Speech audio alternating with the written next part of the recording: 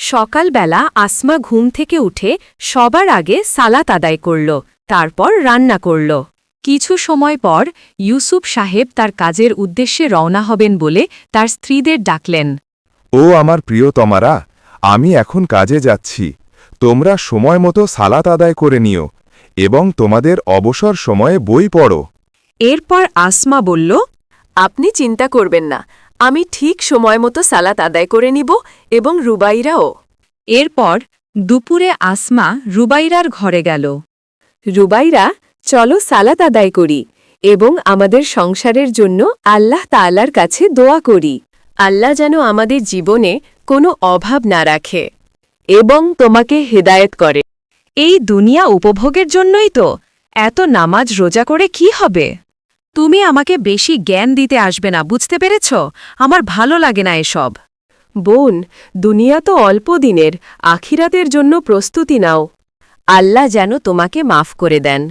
বিকেলবেলা আসমা রুবাইরার ঘরে গেলাম। রুবাইরা, চলো আসরের সালাত আদায় করি এবং কোরআন শরীফ পড়ি, এরপর দুজন মিলে একসাথে কাজ করব। আমার মনে হয় সালাত আদায় করলে তোমারও ভালো লাগবে। তোমাকে কি বলেছি আমার ভালো নিয়ে ভাবতে? আমাকে একদম বিরক্ত করতে আসবে না, বুঝতে পেরেছ? আমার ভালো লাগে না। বোন, দুনিয়া তো অল্প দিনের, আখিরাতের জন্য প্রস্তুতি নাও। আল্লাহ যেন তোমাকে মাফ করে দেন। এই দুনিয়ার রং একদিন মুছে যাবে, কিন্তু আখিরাতের আলো চিরদিন থাকবে। বুঝতে পেরেছ রুবাইরা, আমি কি বলেছি? এরপর হঠাৎই ইউসুফ সাহেব বাড়ি চলে এলেন। তাকে খুব চিন্তিত দেখাচ্ছিল। আসমা, রুবাইরা, আমার সব শেষ হয়ে গেছে। আমার খুব কাছের বন্ধু আমার সব টাকা পয়সা নিয়ে চলে গেছে। এখন কি হবে? আমাকে মাফ করে দাও তোমরা। আমি আর পারছি না এসব নিতে। এখন কি করব আমি? তোমরাই বলো। আপনি কি বলছেন এসব? আল্লাহ হয়তো আমাদের পরীক্ষা নিচ্ছেন কেবলমাত্র, আর কিছুই নয়। হায় আল্লাহ, আমার সব শেষ। এটা কি হয়ে গেল? এখন আমি কোথায় থাকব? যত সব বিখেরির দলেদের সাথে এসে পড়েছি। তোমরা যেখানে ইচ্ছে চলে যাও, কিন্তু আমাকে থাকার জন্য আর খাওয়ার জন্য টাকা দিয়ে যাও। আমি একদম এসব মেনে নিতে পারব না, কারণ আমার বাপের বাড়ির সবাই অনেক বড় লোক, বুঝতে পেরেছ? এরপর রুবাইরা চলে গেল।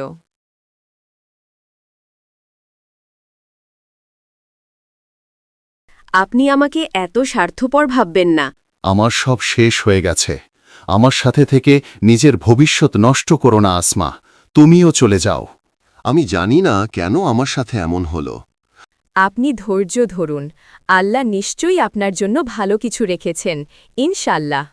মনে রাখবেন, আল্লাহ কখনোই তার বান্দার প্রতি অবিচার করে না। তিনি অবশ্যই যা করেন ভালোর জন্য করেন। কিছুদিন পরেই ইউসুফ সাহেব একটি কেকের দোকান দিলেন এবং সেখান অনেক লাভ হল।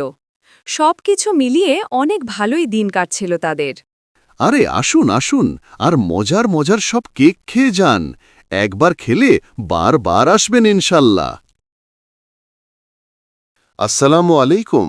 আরে বকর ভাই, কেমন আছেন? আপনার সাথে তো দেখাই হয় না।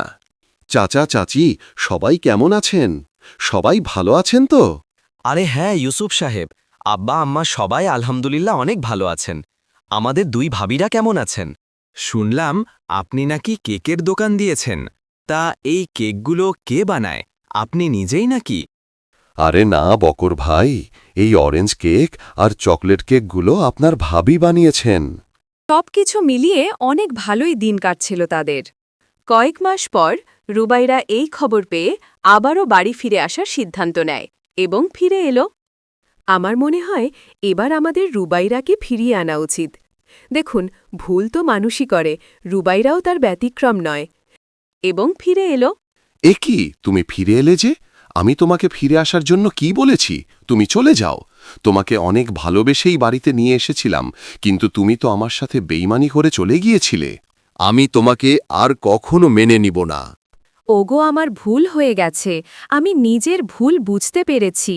আমি দুনিয়ার রং তামাশা নিয়ে পড়েছিলাম, কখনো আল্লাহর এবাদত করিনি আর নিজের সংসার নিয়েও ভাবিনি। আজ নিজের প্রতি নিজেরই ঘৃণা হচ্ছে। তুমি নিজেকে কখনো শুধরাতে পারবে না, কারণ তুমি সব সময় বাড়ি, গাড়ি আর টাকা পয়সা নিয়েই ভাবো। আপনি রুবাইরাকে মাফ করে দিন। আলহামদুলিল্লাহ যে ওর ভুল বুঝতে পেরেছে, এটাই অনেক। আল্লাহ আমাদের সবাইকে হেদায়েত দান করুক। আমাকে মাফ করে দাও। আমি এখন থেকে সব সময় সালাত আদায় করব এবং পর্দা করব। আমি সত্যি বলছি, আমি তোমাকে আর আমার এত সুখের সংসারকে হারাতে চাই না। এরপর থেকেই তারা তিনজন সুখে শান্তিতে বসবাস করতে লাগল।